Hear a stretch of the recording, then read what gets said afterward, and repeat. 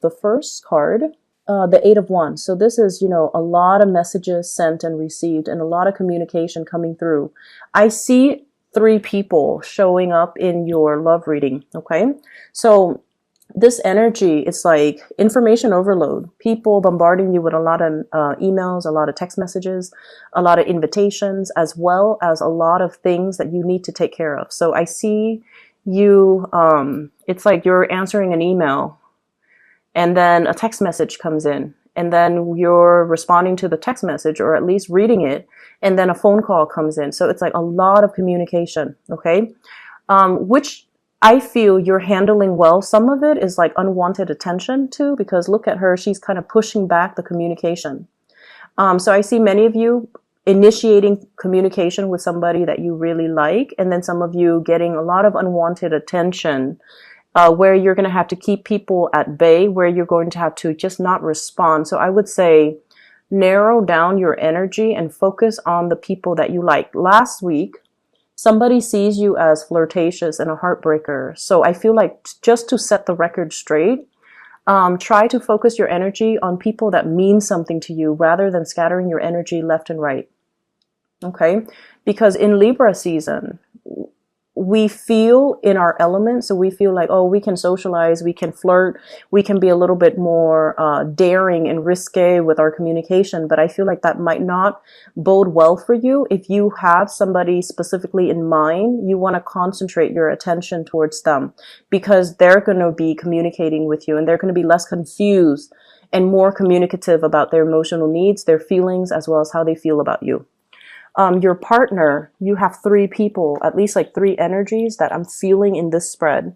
I want to talk about the person that is front and center, because this is somebody that's going to be heavily communicating with you. Front and center basically means they're the focus of your love reading. We have here the Queen of Cups. Okay, so this is Queen of Hearts, Queen of Cups. This is a water sign, male or female, Scorpio, Pisces, Cancer. And this is somebody that's like really, really, really into you. So you might already be in a relationship with this person. They're definitely making their feelings known, and they're kind of this receptive energy where they're kind of, I already know how, you already know how I feel about you. The ball's in your court. So now you need to initiate. If you feel the same way about me, then initiate. So I feel like they're waiting on you. And there's going to be a lot of communication coming from this person. Their feelings for you is crystal clear. It's clear as day. And, you know, they come with a lot of emotions. They come with a very soft energy.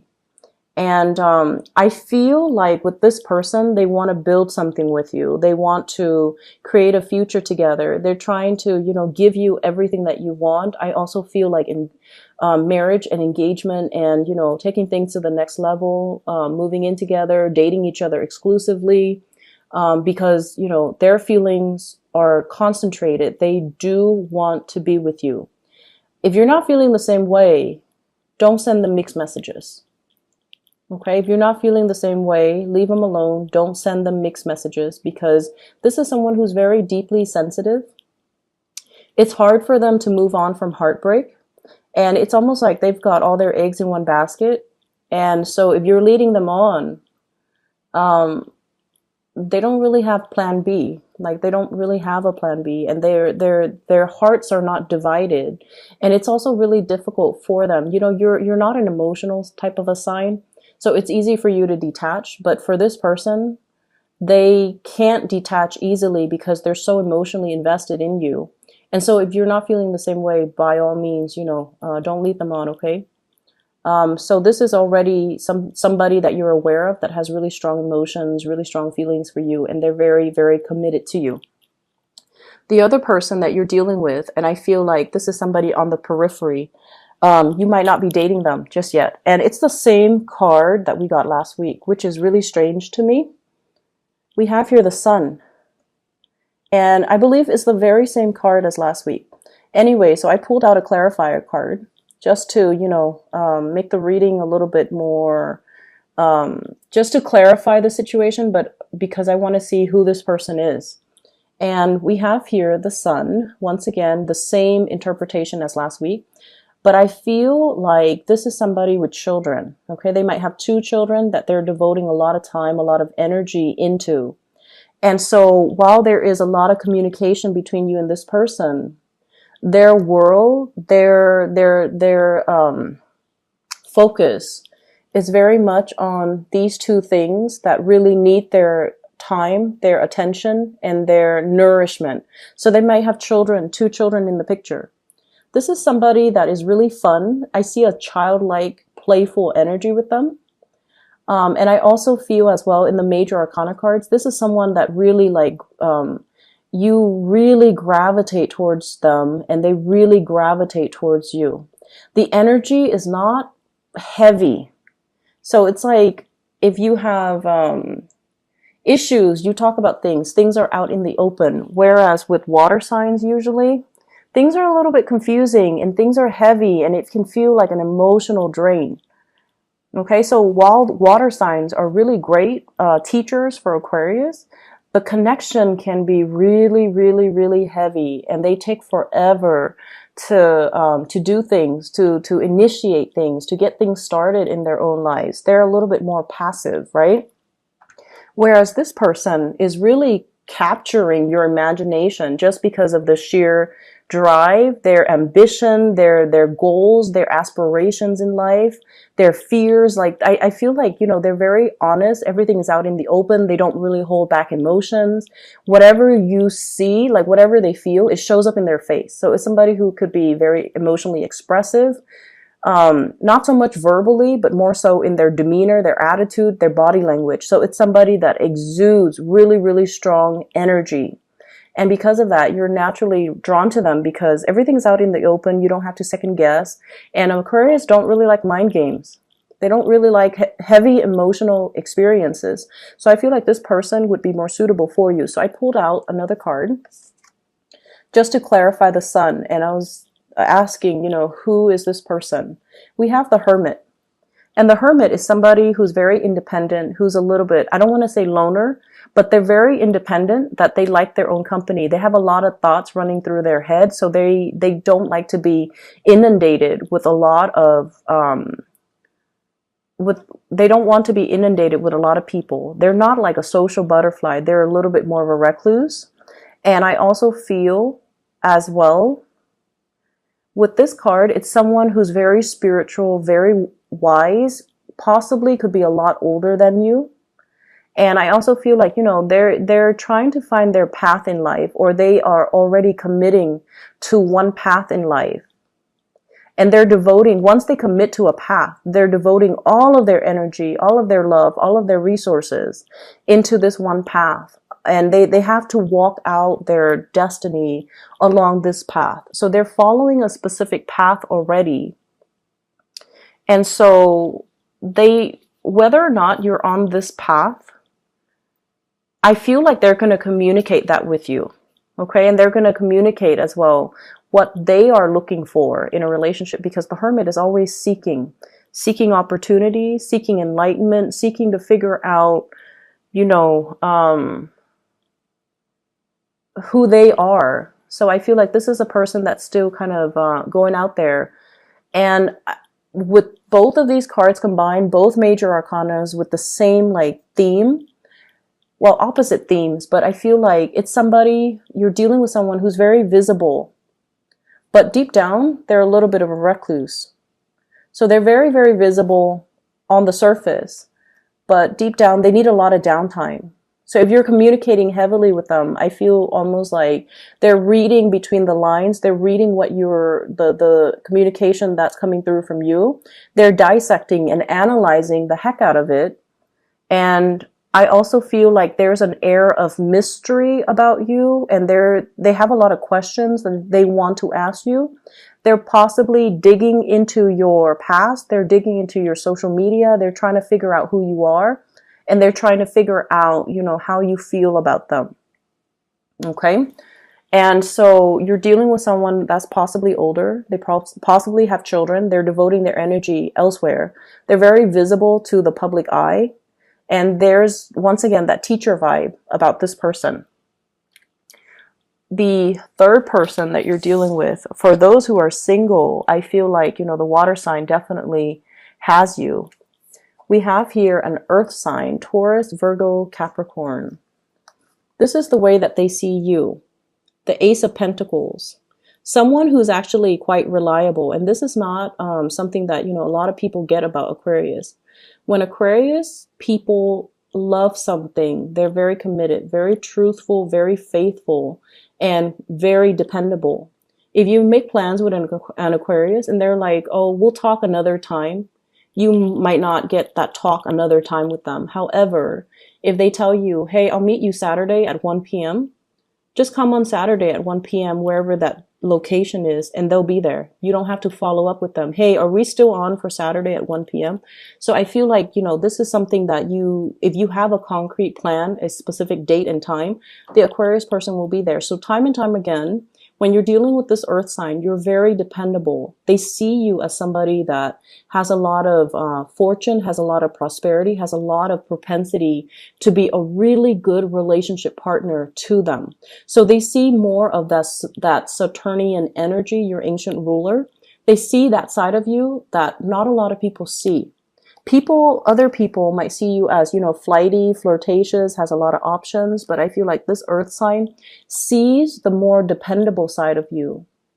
Or at least when you're with them, you feel very stable. You feel like they bring out and they trigger more of that nesting instinct with you, and they want to build something with you. They want to make an offer. And they also might feel like, I don't know, the Aquarius person is single, okay? And it's linked up here with the Seven of Pentacles. And the Seven of Pentacles compared to the Ace of Pentacles, somebody feels like they're not good enough for you. I don't feel like it's the other way around, because this is the Suit of Pentacles. So if you're dealing with an earth sign, they might not see that they're good enough for you. They might not see that they have enough to offer. They might feel like you're more prosperous for them. They might feel like you make all the money and they're not making enough to support your lavish lifestyle. Not that you spend lavishly, but I feel like they see it that way. And they're also seeing that you have a lot of suitors. So why would you be paying attention to them? So this is a person that really likes you. They also look at your life with envy and admiration. And I feel like they feel kind of like low self-esteem, and they might not feel like they have enough to offer you. But this is also a suitor that's on the offing. Earth signs are very practical, so they will only move ahead if there is a sure sign from your end that you're interested. So you kind of need to make your intentions known if you want this person, okay? What I feel across the 5 cards is I feel like a gender role reversal. And I bring that up because there's a seahorse. There's a seahorse right there, okay? And you know, seahorses, the male bears the eggs. It's kind of weird watching them, give birth. It just looks funny. You can Google it, you can YouTube it, watch a male seahorse give birth. But anyways, I saw it like a few weeks ago. And then I'm drawn to this seahorse. So I feel like there is a gender role reversal, or discussions about gender role reversals, or like gender role issues, expectations of what men are supposed to do, what women are supposed to do. I see as well a lot of same-sex couples or people dating the same sex coming up in this spread. And then I also feel like if you're in a heterosexual relationship as well, there are gender role reversals, like Aquarius, you guys are a masculine sign. And for Aquarius women, it can be a little bit difficult to tone down the masculinity to the point where you can become receptive, and to the point where you don't chase after the partner, but let them chase you. And then for Aquarius males as well, gender role reversal I feel like needing to be a little bit, well, male or female, needing to be more receptive, needing to be more emotional, and needing to be more emotionally available to the people around you, okay? So I see that element coming through. And I also feel a lot of discussions for those who are in committed relationships, you know, like You might be the more feminine energy, and you're going out into the world making a lot of money, having a lot of success, and you might want your partner to stay at home and take care of the kids, and there are plans and discussions about that. And I also feel as well, no matter who you're dealing with, even if on the surface they're very, very masculine and they're very like carefree, they still have that emotional wound. So be softer with your communication. What you see on the surface is not what you get. Sort of like this person that you like. On the surface, they're like this. They're like all fun and happy and very carefree. Deep down, they're a loner. Deep down, they like their own company. Deep down, they need a lot of solitude. And deep down, they have some reservations about you. Okay? So they put on this really happy face when they're around you, and I feel like they're really attracted to you, and you're very drawn to each other. It's like being drawn into somebody's orbit. But then behind the scenes, they're like this. They're trying to figure you out. They're trying to